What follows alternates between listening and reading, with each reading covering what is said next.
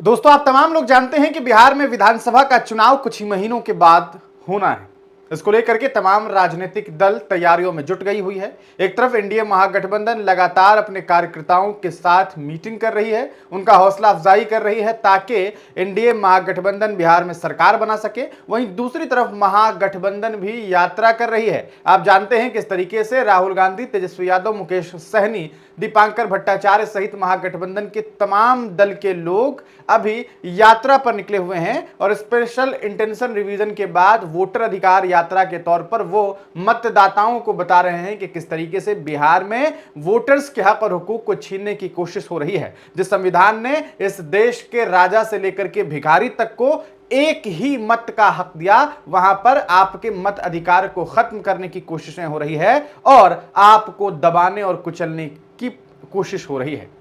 ये सब कुछ जारी है, लेकिन इस बीच बिहार में इस बात को लेकर के लगातार चर्चाएं हैं कि आखिरकार इंडिया महागठबंधन असदुद्दीन ओवैसी को महागठबंधन में शामिल क्यों नहीं कर रही है। जी हां, एक तरफ आप जानते हैं कि महागठबंधन ये कहती है कि हम भारतीय जनता पार्टी और उनकी सोच, उनकी विचारधारा के खिलाफ हैं, हम एनडीए के खिलाफ एकजुट हैं, हम सब साथ मिलकर के लड़ेंगे और उन्हें हराएंगे। ऐसे में जब असदुद्दीन ओवैसी की party all India मजलिस-ए Ittehadul Muslimeen के बिहार के प्रदेश अध्यक्ष अख्तरुल ईमान एक लेटर लिख करके राष्ट्रीय जनता दल के कार्यालय में वाया राणा रणजीत सिंह भेजते हैं तो उधर से कोई जवाब नहीं आता है। लेटर में अख्तरुल ईमान ये कहते हैं कि हम उस फिरका परस्त ताकत को हराने के लिए आपके साथ आना चाहते हैं ताकि जो भी सेकुलर वोट है वो ना बटे। लेकिन इसके बावजूद उधर से मनोज झा जी कहते हैं कि उन्हें हैदराबाद में ही चुनाव लड़ना चाहिए, यहां चुनाव लड़ने से कहीं ना कहीं भारतीय जनता पार्टी को ही फायदा होगा। दूसरी तरफ कुछ ही दिनों के बाद कांग्रेस बिहार के पूर्व प्रदेश अध्यक्ष ये कहते हैं कि वो किन्हें फायदा पहुंचाते हैं ये सबको मालूम है, वो बीजेपी की बी टीम है। और अब हाल ही में इमरान प्रतापगढ़ी जब बिहार के दरभंगा पहुंचे तो उन्होंने तो साफ तौर पर यह कह दिया कि भैया ओवैसी साहब का एनडीए के साथ, बीजेपी के साथ अघोषित गठबंधन चल रहा है। ये सवाल है। तो कहीं ना कहीं यह बात लगभग तय है कि ऑल इंडिया मजलिस-ए इत्तेहादुल मुस्लिमीन के साथ गठबंधन करने के लिए ये लोग तैयार नहीं है। जबकि अगर आप 2020 के विधानसभा चुनाव को याद करेंगे तो उस वक्त जो मजलिस-ए इत्तेहादुल मुस्लिमीन है उसने सीमांचल में एक बड़ी कामयाबी हासिल की थी और कुल 5 विधानसभा सीट पर जीत हासिल की। लेकिन कुछ महीनों के बाद ही इनके 4 नेता राष्ट्रीय जनता दल में भाग गए। आरोप मजलिस-ए इत्तेहादुल मुस्लिमीन ने लगाया कि लालू प्रसाद यादव और उनकी पार्टी ने इन लोगों के साथ दगाबाजी की और इनकी पार्टी को तोड़ दिया। यही वजह है कि तेजस्वी यादव भी महागठबंधन में मजलिस-ए इत्तेहादुल मुस्लिमीन को शामिल करने का सवाल जब बीबीसी के पत्रकार के द्वारा पूछा जाता है तो वो कहते हैं कि भैया ऐसा है कि उनके तमाम नेता तो हमारे ही पास आ गए हैं, तो अब हमें ऐसा नहीं लगता कि कोई बड़ा फैक्टर जो है वो मजलिस-ए इत्तेहादुल मुस्लिमीन है।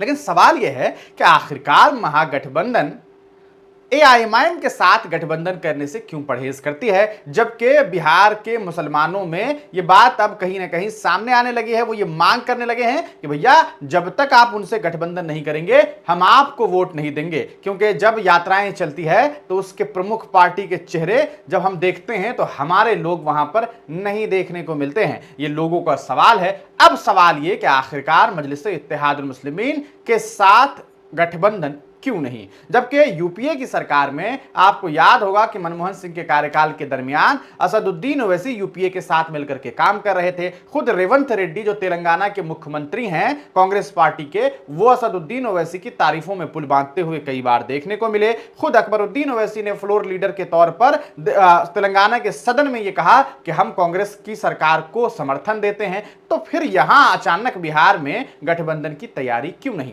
इस पूरे मामले को लेकर के जब भी हमने कांग्रेस के लीडरान से बातचीत करने की कोशिश की, राष्ट्रीय जनता दल के लीडरान से बात करने की कोशिश की, तो उन्होंने ये सवाल इस तरीके से फेंक मारा कि ऐसा है कि ये फैसला आला कमान करेगी। लेकिन क्या आला कमान जो नहीं कर रही है उसकी सोच क्या इन नेताओं को नहीं मालूम? ऐसा नहीं है। ऑफ कैमरा ये नेता बताते हैं कि ऐसा है कि अगर ओवैसी साहब को हम शामिल करेंगे तो चूंकि ओवैसी मिल्लत मिल्लत मिल्लत की बात करते हैं, मुसलमानों की बात ज्यादा करते हैं, तो ऐसा हो जाएगा कि माहौल जो है वो हिंदू मुसलमान वाला हो जाएगा और फिर योगी जी को और मोदी जी को नॉन मुस्लिम्स जो है वो इसलिए वोट करेंगे क्योंकि भैया हमने एआईएमआईएम के साथ गठबंधन कर लिया है और वो मुसलमानों की बात कर रहे हैं।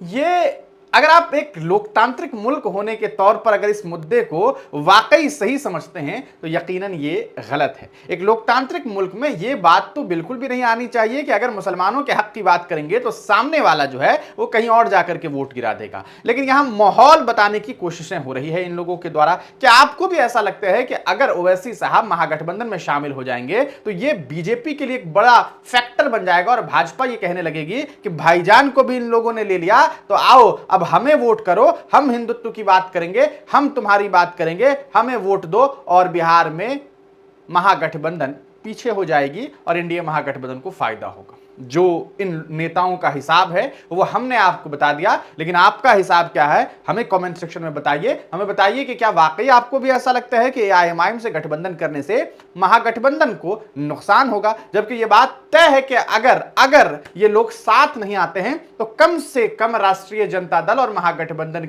को 20 से 25 सीटों पर एआईएमआईएम की वजह से भारी नुकसान होना ही होना है। आपकी क्या राय है कमेंट सेक्शन में जरूर लिखिएगा। चैनल पर नए हैं तो सब्सक्राइब जरूर कर लीजिएगा।